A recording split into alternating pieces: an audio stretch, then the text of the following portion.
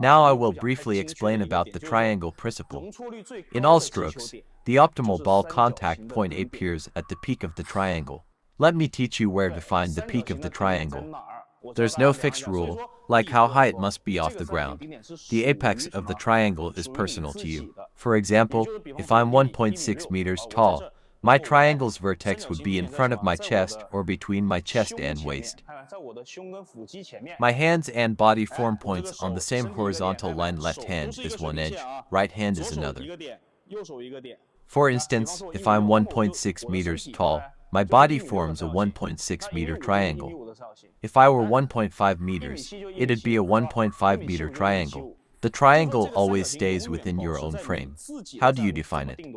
As I just said, it's at the height between your chest and waist, forming a horizontal line. Why is the apex of this equilateral triangle is the optimal point for striking the ball? Let me demonstrate with a forehand drive. I don't pull my arm back. Watch my forehand drive. I don't rely on pulling my arm. Some people like to pull their arm for power, but it's unstable in matches. You can see I'm facing the table squarely. My body moved the triangle to find the contact point. It's simple. Whether you're looping or pushing, don't pull your arm. Move your body to contact the ball at the apex of the triangle. Always keep a technique within the triangle. When looping the next ball, as it comes toward you, bring your upper body forward. Your striking point stays at the vertex of the triangle in front of you. Do it like this, like this. Now, watch me defend against a powerful shot. Even if the ball is fast, I can still return it by staying at the vertex of the triangle. Same goes for short balls, like a flick. My striking point is still at the vertex. See, it's at the vertex. And for backhand techniques, all contact point is at the vertex of your triangle.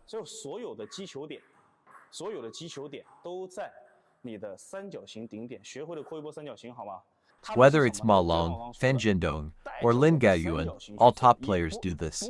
They move with their triangle, as I said. They don't deviate from it by swinging their waist or pulling their arm unless the ball is truly beyond their reach. So if you're not forced to, don't make your own mistakes by get out of the triangle zone. If you don't establish your triangle properly, you're wasting your time. If you do, your stability must improve, and you always find your ball. Some coaches, especially beginner coaches, tell kids not to swing their arms wildly, which is correct. But some teach kids to tuck their hands into their chest or grab the shirt. This habit makes the kid's striking point too close to their body inside the triangle, not at the vertex. The opponent isn't even pressuring them, but they're already cramped up.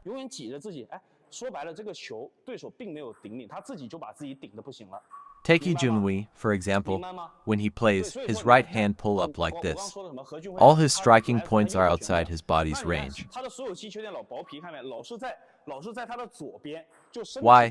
The triangle, like the steering wheel theory in driving, is in front of you. You don't even need to aim precisely, it's almost automatic.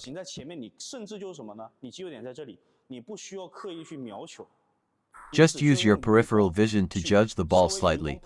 Human perception is strong, but if your hands are all over the place like a hammerhead shark whose eyes are on the sides of its head, you'll struggle to control the striking point. That's why forehand instability often ties to your non-dominant hand. That's why we emphasize the triangle, not just the dominant hand. Big or small, the triangle, especially the non-dominant hand's role is crucial. It's key to maintaining stability and core balance.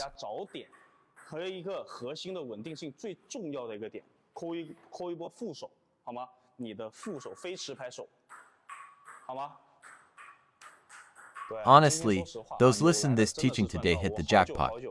I rarely teach this since launching my paid course.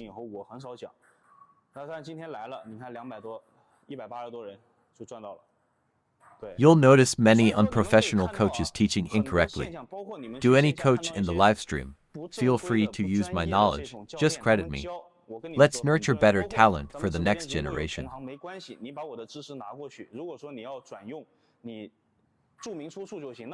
也是希望大家能够培养更多更好的苗子，是吧？更多更好的下一代。 Often, amateur training centers teach kids to hold their non-dominant hand in tight positions, no flexibility. You don't have to grip it tightly.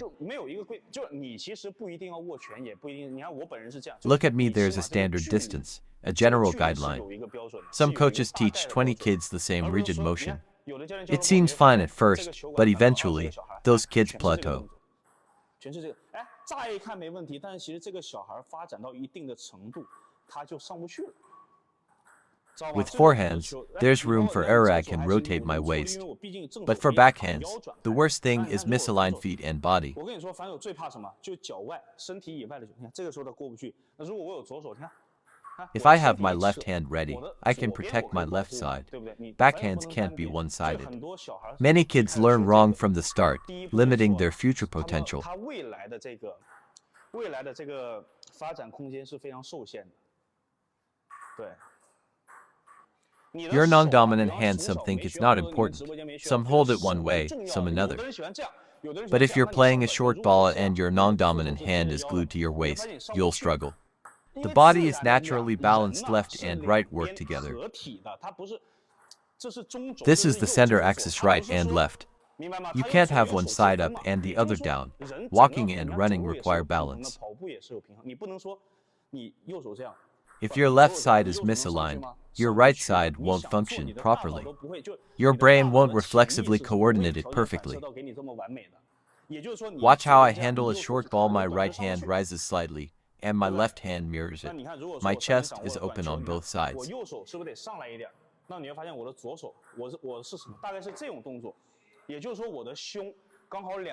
Think of a simple life example. The chest expansion exercises we did in school.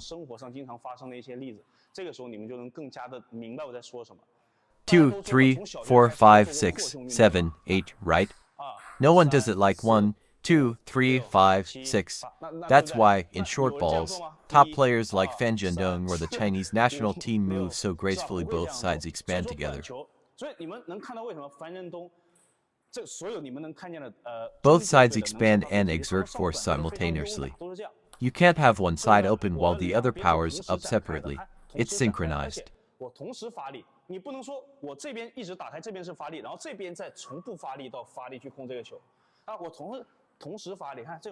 Today's lesson is about sensing your non-dominant hand rationally. Your game will improve massively.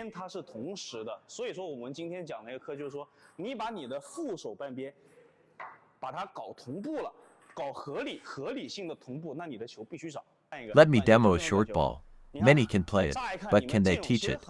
Watch, I rely on my non-dominant hand to keep balance and move body to contact the ball at the triangle apex.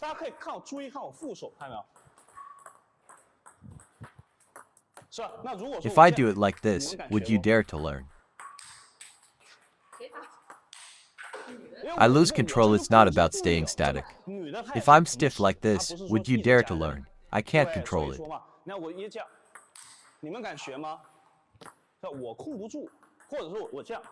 If I clamp up, I'm stuck from the start. I can only push outward. That's why short pushes fail. It's about the non-dominant hand.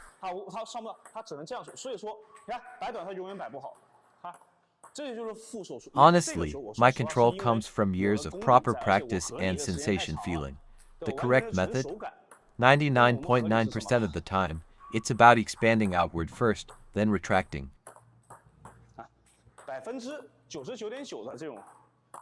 This is the core principle. Retract inward from the outside. Like a flick, expand outward first, then retract. For backhands, it's the opposite, expand outward. Even for loops, both hands work inward. Understood?